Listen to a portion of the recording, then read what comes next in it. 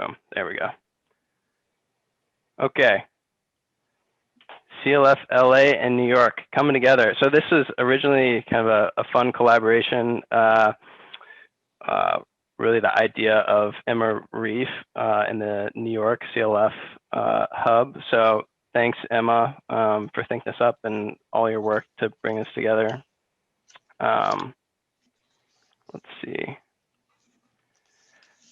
And usually we start this kind of give a brief introduction. These are kind of the CLF instigators. So if anyone who's new to CLF or has any questions, feel free to ping any of these folks in the chat or in the Slack or on LinkedIn or wherever. And we always like to start giving some kind of quick updates. There's so much stuff going on in the embodied carbon world that it's good to keep everyone up to date. One big thing that's happened recently is it's the 6-month anniversary for the SE 2050 program. So that's getting structural engineers engaged to reduce embodied carbon. We're up to 41 firms, which is pretty exciting.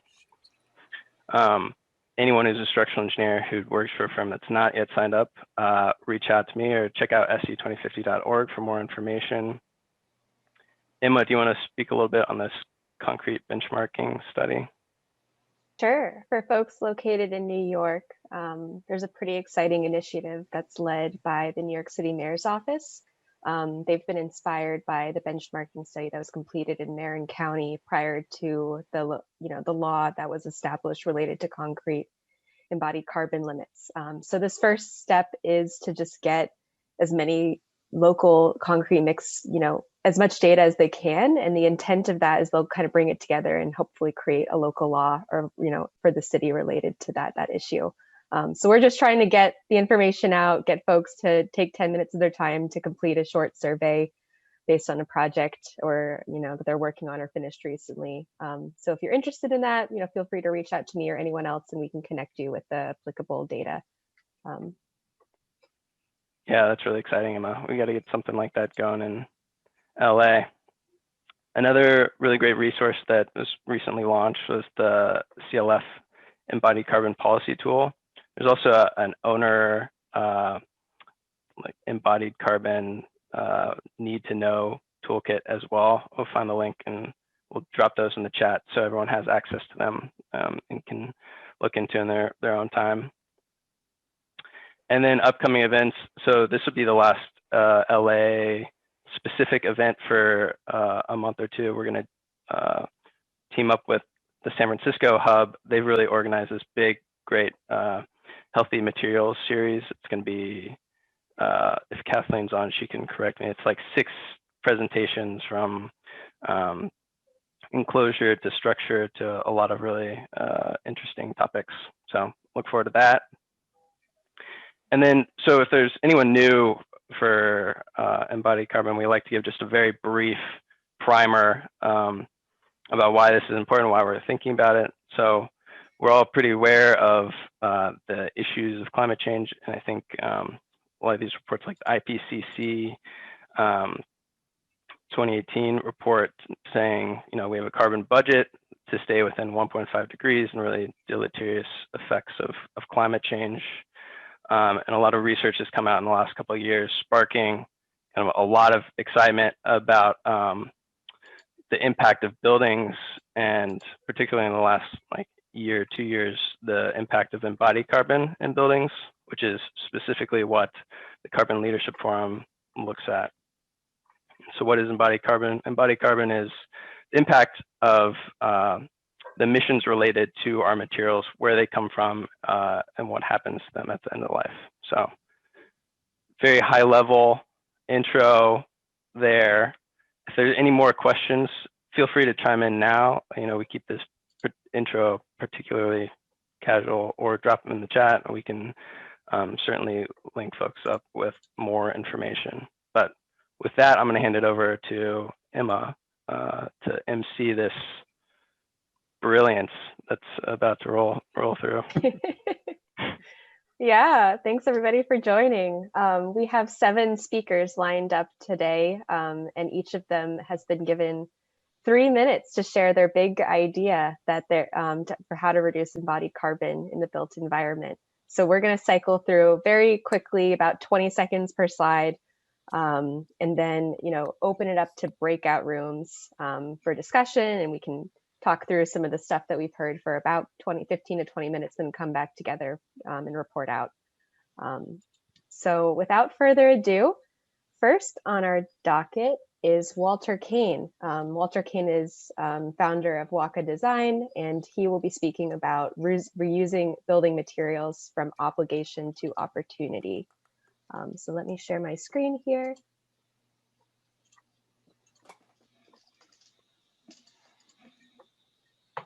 Okay, well, thank you for the opportunity to talk about this. We love talking about reusing materials, and for us, it's really gone way beyond the sustainability argument and actually has become a design argument. So I'm going to take you through 3 case studies, fly through these to show you some examples of how we've been able to reuse materials and how it's informed our designs.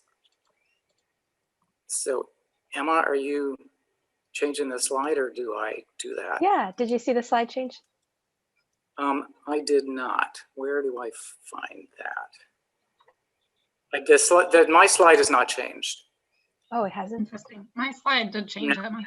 Oh, it did? Yeah, I see it. Okay. I paused now my I see it. timer. Sorry. You got it? Sorry. No problem. Sorry. Don't worry, those 20 seconds didn't count. Okay. Yeah. Go right ahead. So so I'm going to start on this one. Okay. So the first project I'm going to show is a renovation of a historic house. This is very conventional reuse of material.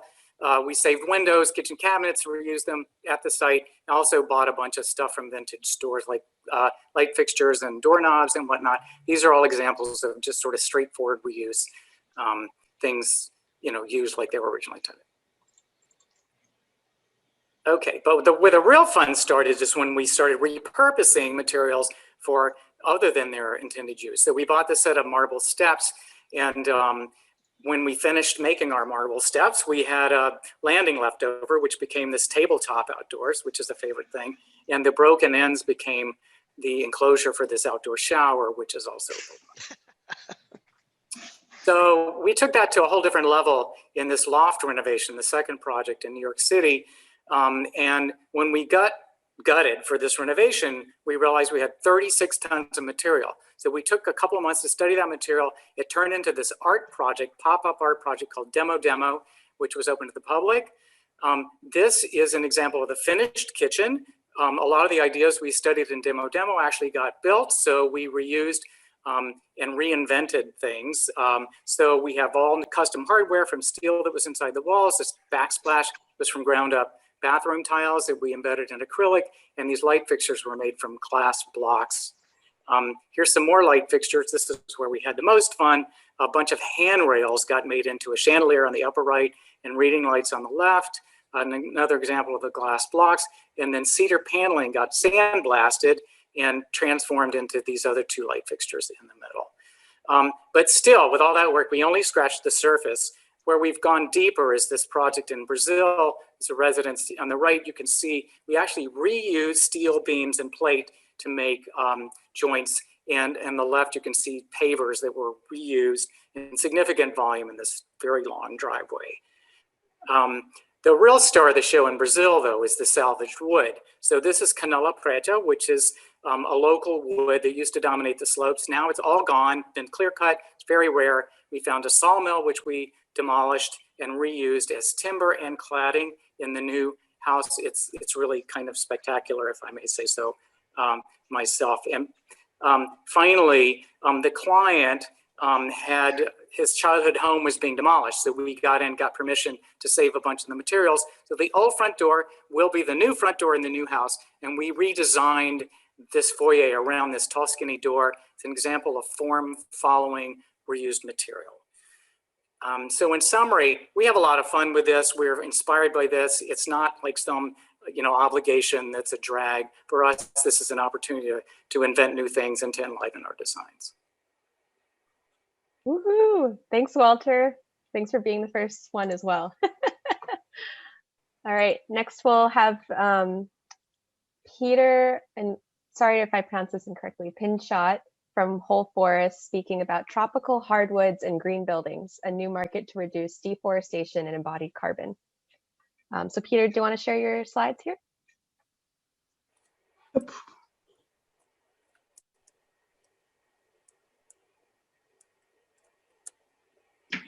It says a host.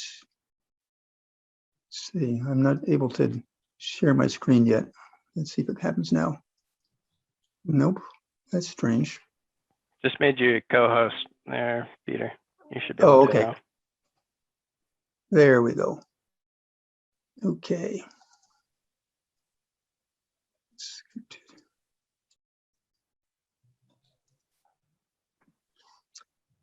Far as, oh, that's interesting. I can't read my notes now. Is there any way to locate the pictures? Yikes. Can they be dragged over to the left-hand side of the screen? Is purpose? All right, I'm going to read it off notes then. I can't remember, but the display settings at the top may be able to allow you to switch. I don't know if anyone else is sure about that. Let me just go back and I'll read it by, I'm going to start over again and read it off. If you do display settings, you can change the monitor that it's showing. At top left, second from the left. Top left. Just a bit higher. Or I wonder, can we see that, but maybe that's not on your screen? Oh, maybe. Is there another screen? I can just read this as I go along. I have a backup. You can I'm going to always good to have a You backup. always have a backup. Things don't necessarily always work.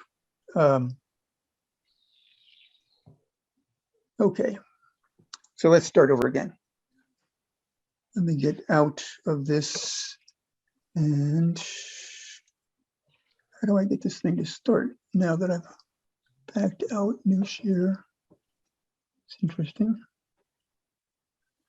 If you want, Peter, I have your slide deck. And if you want to just pull up the PowerPoint on your side, I'll just have the full, Okay. full thing to run through. If So I should share I- my screen again? Okay, I'll unshare. Yeah. Let's see if I can do this.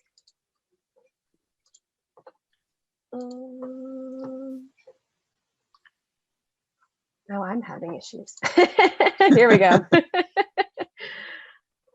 All right, and can you see my screen? Yep, I sure can. Go right ahead. Okay, forests are the most efficient technology we have for carbon capture and storage. We can double forest carbon storage by conserving and restoring tropical forests. Wood products sourced from forest under these practices are highly carbon negative, and they can lower a project's embodied carbon. Tropical forests are experiencing rapid deforestation due to pervasive expansion of agriculture. Tropical deforestation produces 8 to 10% of global carbon emissions and many species extinction. It also results in hundreds of millions of hectares of degraded lands that can be reforested to capture more carbon. By 1920, most US eastern forests had been cleared for agriculture and timber, releasing billions of tons of carbon. By the 1950s, 70% of the land was in young, rapidly growing forest, again sequestering carbon. A key cause of restoration was the evolution of the forest products industry that made forests valuable to landowners and that created a strong rural economy. Global forests capture 15% of annual carbon emissions, which are stored in the trees and soil. If we aggressively reduce tropical deforestation and restore a forest on a very large scale, we can double this carbon performance in the next 20 years, with forests removing over 30% of all emissions. Most tropical forests are inhabited by indigenous and smallholder communities. Local families depend on the forest for subsistence livelihoods. Forest communities are critically important stakeholders for conservation. Strengthening their rights and ensuring that they gain sufficient economic benefits from their forest is essential to achieving forest protection and restoration.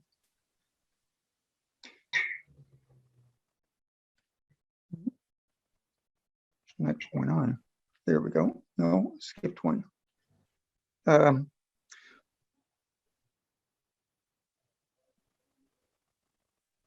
Okay, green construction projects are seeking low carbon building materials. This demand creates the market incentive for forest communities to implement climate smart forestry practices. Communities gain carbon certification of their carbon impact. They manufacture wood products and deliver a large carbon credit along with their products. We are proposing a new product category, a carbon negative wood product based on sourcing timber from a forest managed specifically to increase and measure carbon capture and storage. This strategy carries the forest impact into the building as the first stage of the product LCA, and then into the whole forest LCA. I mean, the whole, building LCA.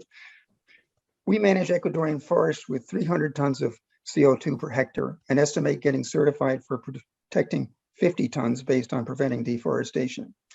Each hectare generates 2,000 square feet of flooring. This converts to a carbon offset of about minus 200 kilograms per meter squared delivered with the flooring. Tropical forests support thousands of tree species, very few of which have commercial markets. The low value of tropical forests is a major cause of deforestation. To raise the forest value to communities, we design mixes of many species for interior surface products. This allows us to protect the native forest diversity and provide unique biophilic designs. Our climate future depends on achieving net zero carbon buildings and on protecting and restoring tropical forests and their role in storing carbon. We propose a forest products market that connects high carbon tropical forest to sustainable building projects and delivers a large carbon credit to reduce the embodied carbon. Thank you, Peter. All right, next up on the agenda, we have Boris. Sorry, Boris, can you pronounce your last name? Good luck with this one. Yeah, Boris Gamazaychikov. Boris G is good. Great. Yeah, great. With Stok, and Boris will be sharing whole life carbon here. Let's see.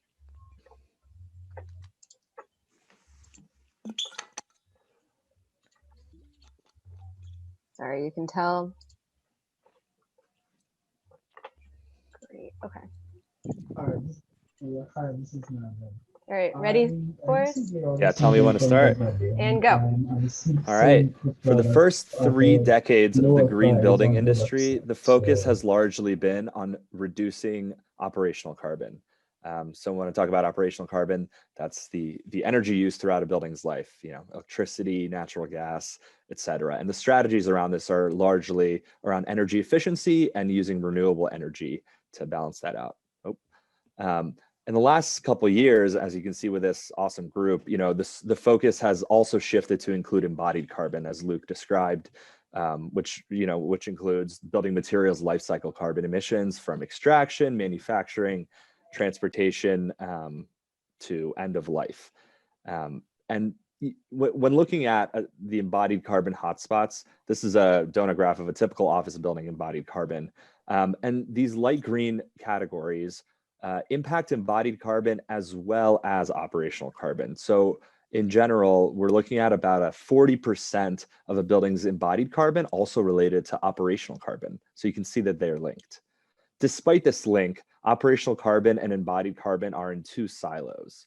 From the software that's used for modeling to the various applicable standards, all the way to the incentive programs that are available for reduction, these 2 concepts really live in completely separate silos right now.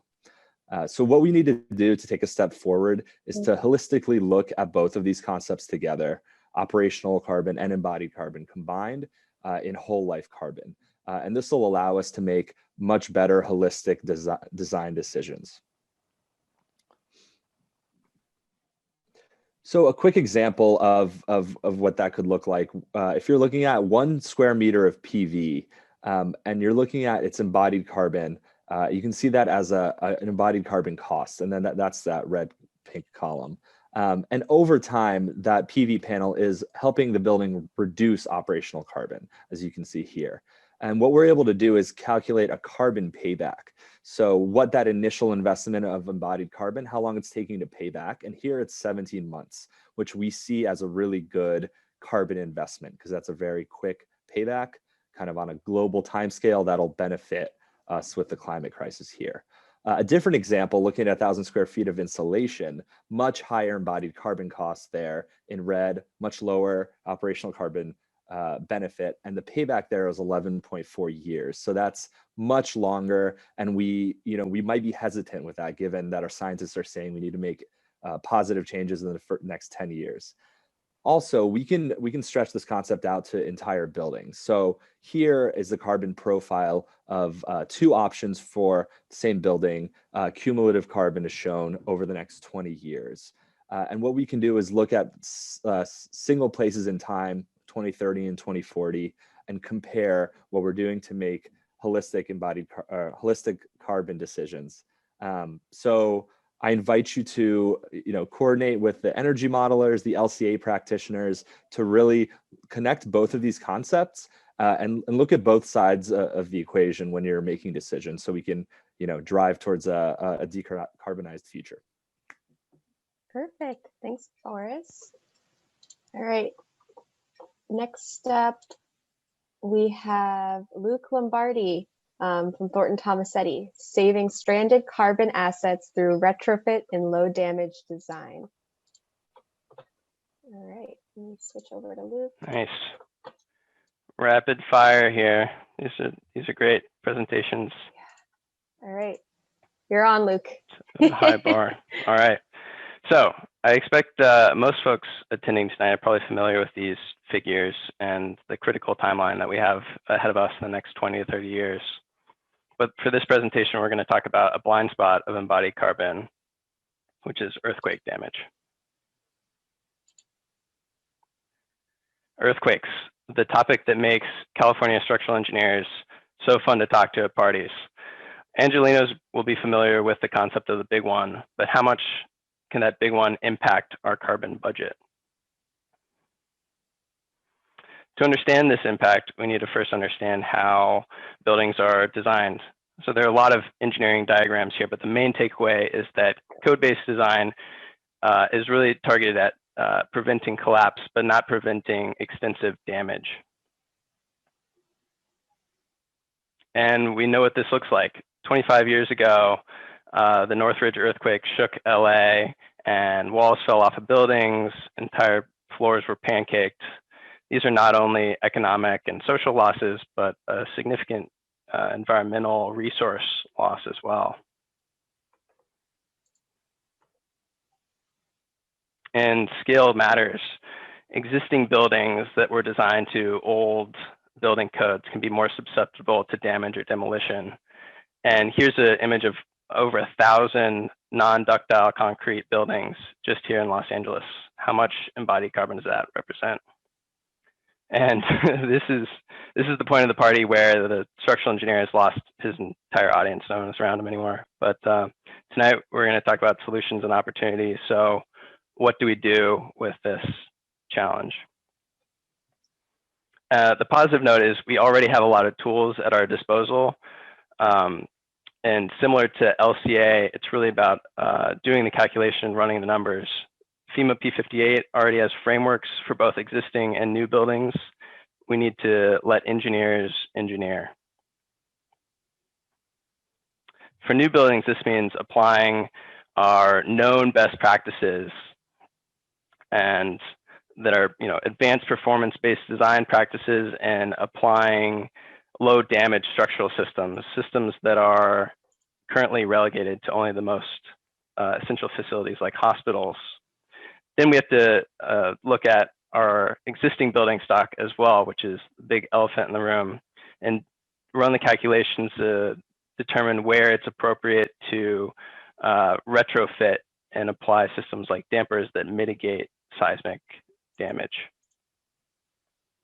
And the last major takeaway is that the biggest anticipated losses are from non-structural elements. So there's a lot of room for collaboration. Here you see partition walls and ceilings being damaged, or facades falling off from extensive building drifts. So there's a lot of overlap and collaboration between disciplines to address these materials. And this is just a slide giving reference to kind of where a lot of this information came from. So big thank you to the CLF and FEMA. Awesome. Thanks so much, Luke. Next, we have Scott Morris from MariSol, who will be speaking about 01. So let me share my screen again here. Hello.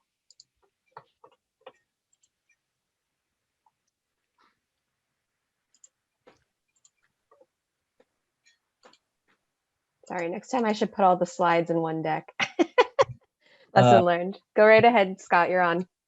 Okay, thank you. My name is Scott Morris. I'm the developer behind 01. It is the first zero carbon certified building in all of California by the International Living Future Institute, ILFI.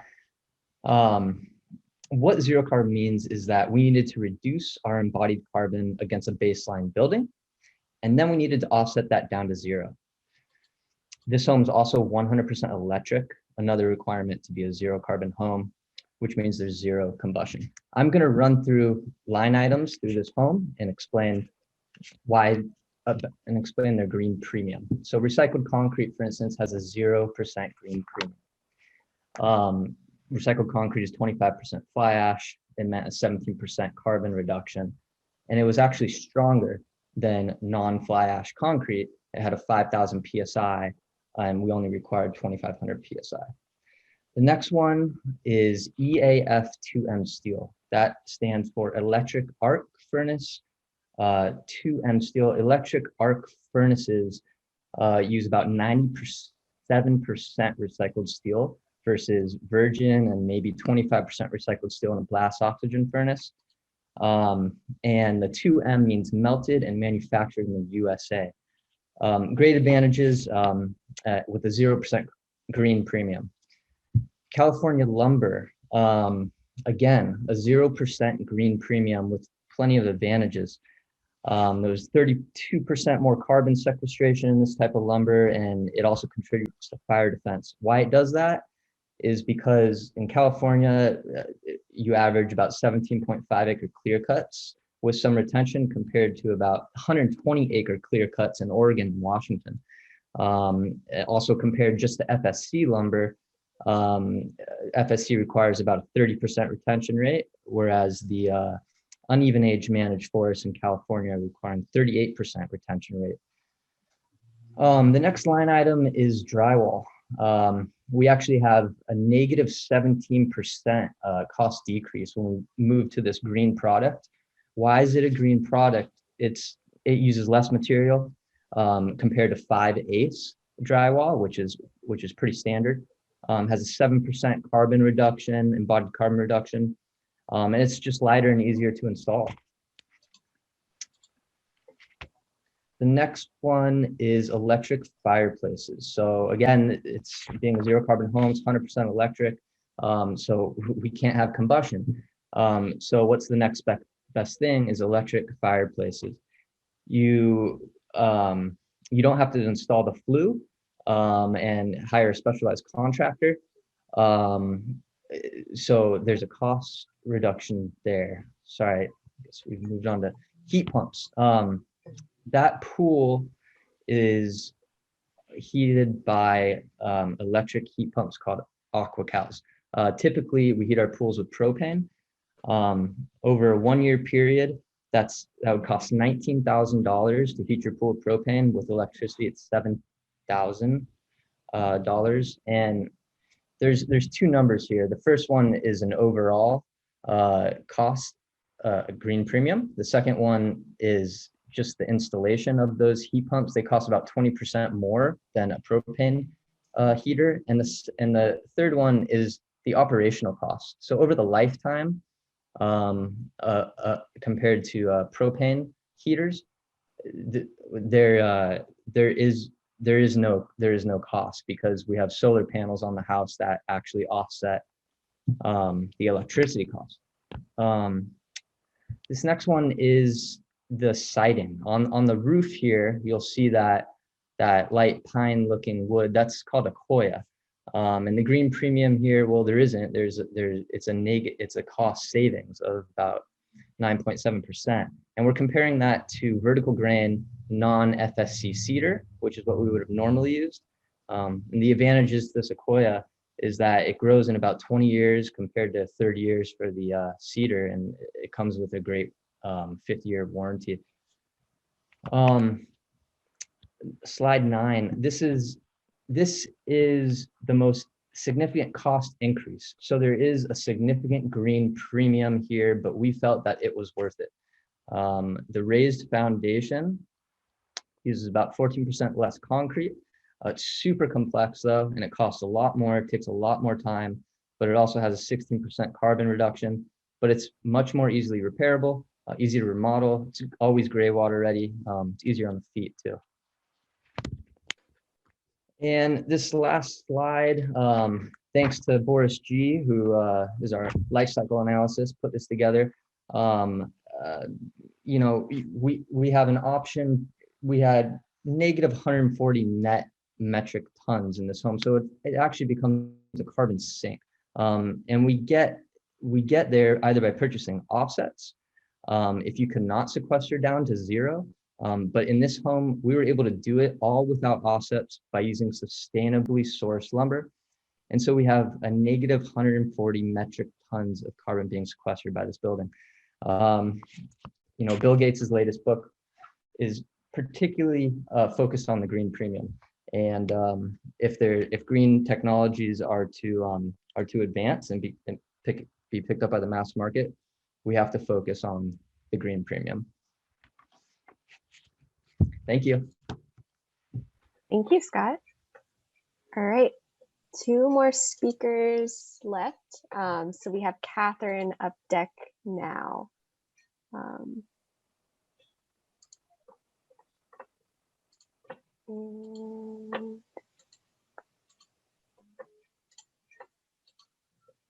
right, go ahead, Catherine.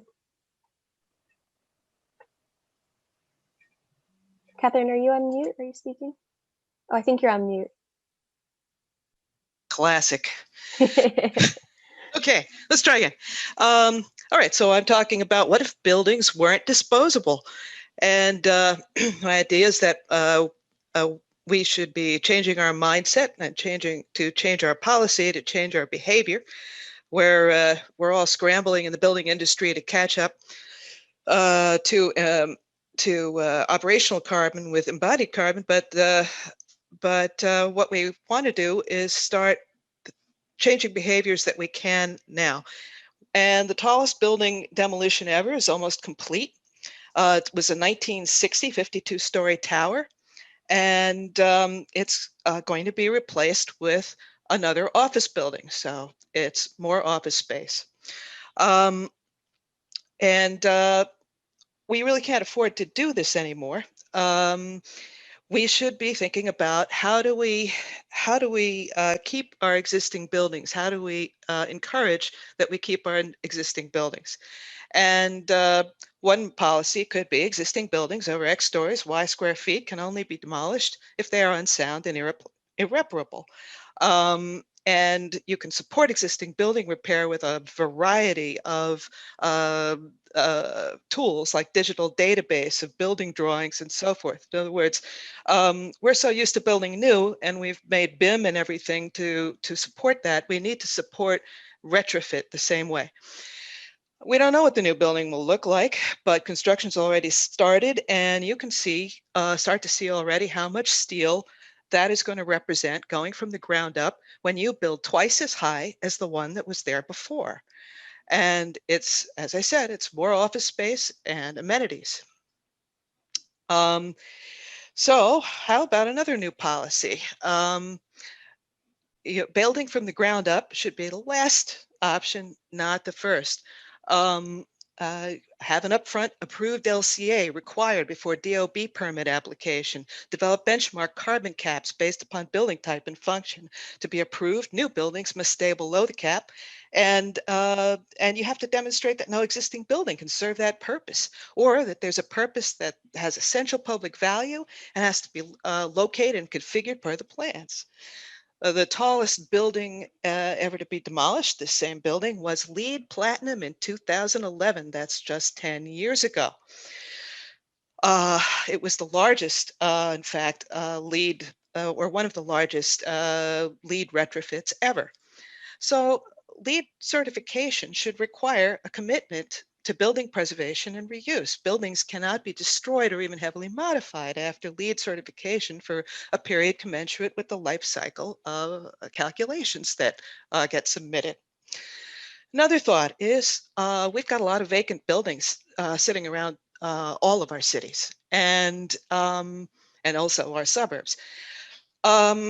We should be figuring out how to legislate that buildings can't stand vacant for more than 1 year. Owners do whatever is necessary to render them functional, or they're taken over by the city and given for market rate. You've got buildings standing empty for decades and new buildings going up that do the same thing. White box waste stream. There's lots of luxury buildings going up where they are sold using white box finishes that get ripped out before it's even occupied. And that is because to get code approval, you've got to have all your finishes and fixtures in. Why don't we restructure the code process so that whoever's going to be using it is putting those fixtures and finishes in that they want, and we're not ripping out an entire apartment, entire building's worth of fixtures and finishes before we've even started. So maybe this should have been the first slide, but all of this is based upon the idea that existing building retrofit is by consensus one of the greenest things you can do. It almost always results in carbon savings, and we should be supporting that in every way we possibly can. And we need case studies. Awesome. Thanks so much, Catherine. That was great. All right, closing us out, we have Jeff Spiritos, who will be speaking about affordable housing with mass timber. And let me share again. All right, Jeff, you're on. Emma and Christina and the rest of the Carbon Leadership Forum, thanks for all the work you're doing to advance awareness and the importance of embodied carbon. The big idea is to address the housing crisis, the forest crisis, forest health crisis, and the climate crisis all in one fell swoop with mass timber. So that's done simply by focusing on providing housing for all in a world where forest fires are minimized and health is maximized through the funding that comes from harvesting mass timber, where that sequestered carbon remains in those buildings and the air becomes cleaner and climate change is diminished. Mass timber affordable housing is the big idea. First, with the housing, only 35 of every 100 people earning 30% AMI, which are at extremely low income, have housing. That means over 7 million Americans are not able to afford suitable housing, attainable and affordable housing in America.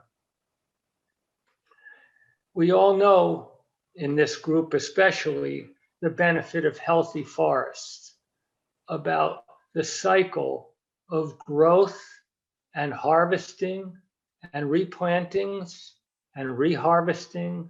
And what happens is, in the gray area, all the avoided emissions for concrete substitution grow and grow and grow.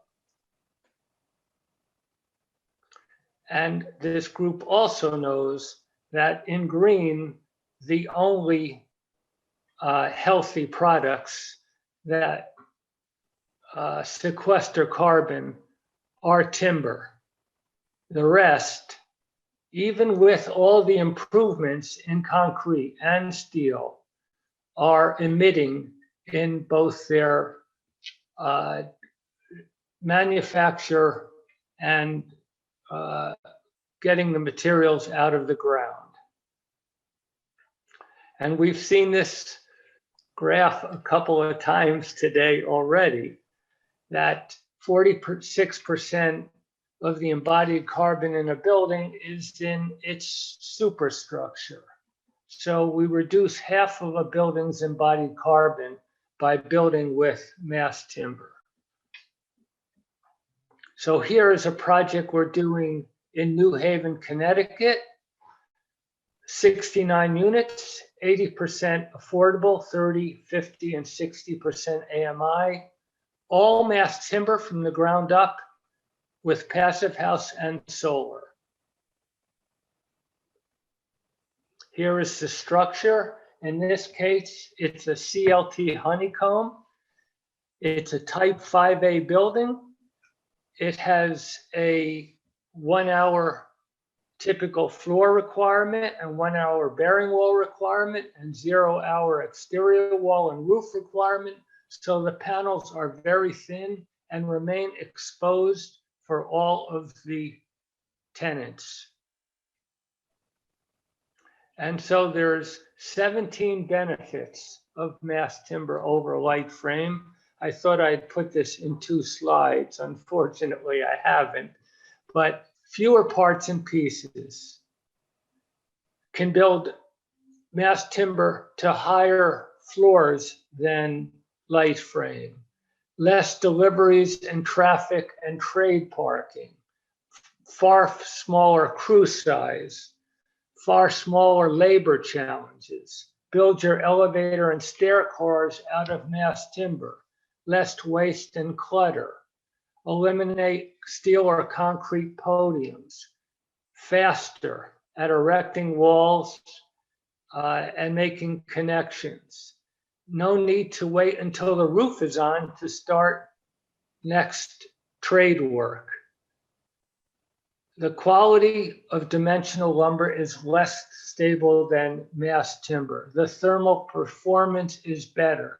Safety is better. Fire risk is lower. Insurance costs may be higher to begin with, but will end up lower. The durability of mass timber buildings is longer. It's better for the natural environment, and it's better for the user or the person who's living there, healthfulness. Thank you very much. Thank you, Jeff. Awesome. Thanks, everybody. I think we're going to do breakout rooms. All right, And we're hey, back. everybody. We have a couple minutes left. Any big ahas folks want to shout out? I'd like to propose that. Oh, go ahead. Lloyd. I was just going to say the CLF that our first in-person meeting should be at Scott's house there. Maybe it looks like you're there now, Scott. That looks pretty nice. You know, I'd like to pass on an invitation to our showcase in July.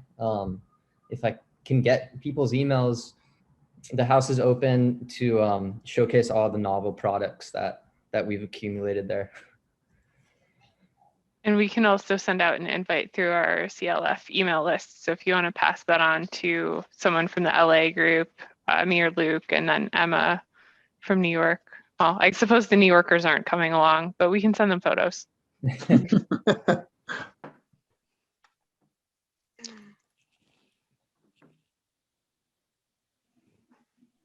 I was just going to say that I enjoyed the conversation we had in our breakout room. We had Debbie, who works in historic preservation, and that led into a cool conversation about reusing existing buildings and program fit and kind of innovative and creative ways to repurpose buildings to other uses.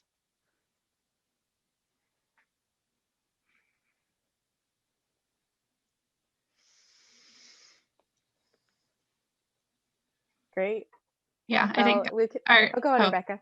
Yeah, I had a great conversation in the breakout rooms as well. And we talked a lot about reuse and mass timber. We had both Walter and Jeff who presented on those topics, and Sandra in our group as well. And we ended the conversation with a transition to talking about design for disassembly and how that can help with reuse in the future.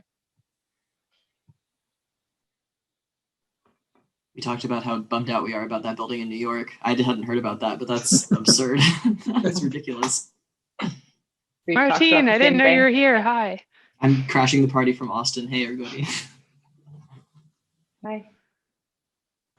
What building? The last thing I'll add was our group landed after kind of rehashing on some of the things that was talked about, kind of trying to wrap our heads around carbon offsets and a little discussion about how to understand and what their impact might be and how to look into that. Yeah, I'm going to share a link that I think Emma, a startup that Emma turned me on to, that I think is using like satellite footage to track forests and use it for carbon offsets. Was that you, Emma? I think you shared it with me. Pachama? I wish it wasn't me though.